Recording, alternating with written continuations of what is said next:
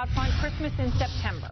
I have been waiting for this story. It is such a frustrating story. There's only just a few days left in the fiscal year, right? So September 30th is when it ends.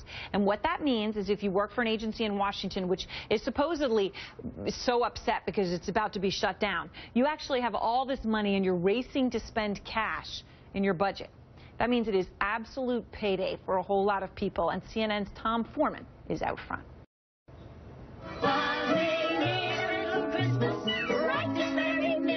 Just like the cast in the classic movie Mame, every September, Washington belts out a chorus of "We Need a Little Christmas" with a spending spree. It hasn't snowed a single flurry, but Santa dear, we're in a hurry. As the fiscal year winds down to October, many government offices rush to spend every dime left. And critics say that means money for furniture, electronics, office supplies, scientific studies, and much more. Why?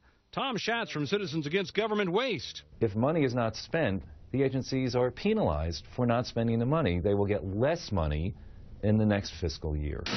That's right. Billions are spent because agencies are terrified if they don't use all the money they have, Congress may assume they didn't really need it. Public Notice is a nonprofit aimed at helping taxpayers understand such things. There's actually businesses in Washington, D.C. that are meant to help contractors identify where resources are left and then go after those dollars and help these agencies spend that money that they have left in their budgets.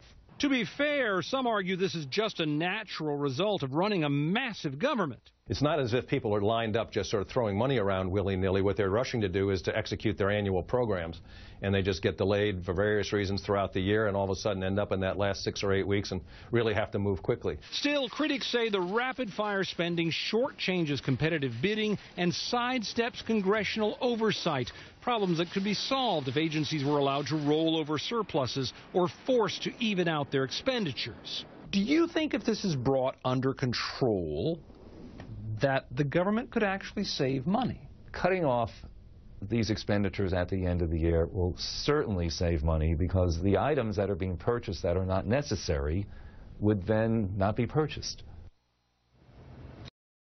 Tom, it's incredible. You know, you talk about things like, I don't know, stock up on clarinets for the military bands in 3 days. I mean, you know, it's funny, except for it's not. I mean, has there been any effort to reform the system and end this Christmas and September attitude?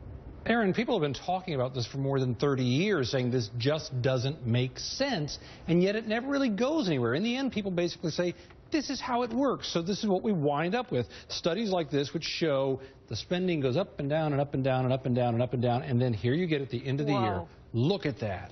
Massive number up there, Erin. That's what keeps happening year after year, no matter how much they say we ought to fix it. That is a nauseating chart. Do these agencies even try to defend what they're doing? Yeah, well, look, most agencies can come up with an explanation for anything they purchased out there, even at the end. They can say, look, it's just the way it worked out, and some things are kind of easy to defend. For example, it's very popular for them to go out and buy computers and printers and things like that because they say, you know, we always need them. They're basic tools.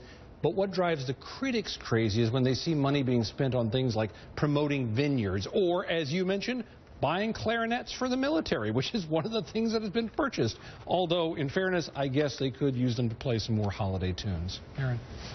Yeah, I guess they could, and then it would be appropriate. They need them this week since it's Christmas. Oh, all right, I guess we can try to end it with a smile. Thanks to Tom.